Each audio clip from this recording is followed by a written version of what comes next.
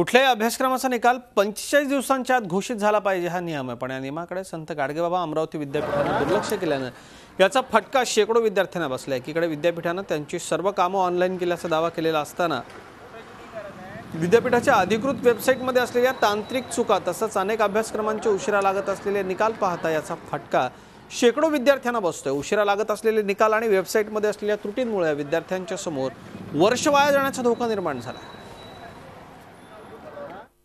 बऱ्याच वर्षापासून एस्टॅब्लिश असणाऱ्या पद्धतीमध्ये टेक्नॉलॉजीचा अंतर्भाव केला किंवा कुठल्याही जुन्या गोष्टीमध्ये नवीन गोष्टीचा अंतर्भाव केला की त्याला सेट व्हायला थोडासा उशीर लागतो। तोच एक भाग याच्यात आहे, दुसरा काही भाग नाही आहे। आम्हाला मेन्शन झालेलं नाही आहे की याची फॉर्म भरण्याची लास्ट डेट काय होती, ती लास्ट डेट निघून गेली। त्यानंतर 2 महिने झाले आता, तरी पण आम्हाला म्हणजे हे सांगण्यात नाही आलं की लास्ट डेट केव्हा आहे, त्यामुळे आमचा लॉस झाला।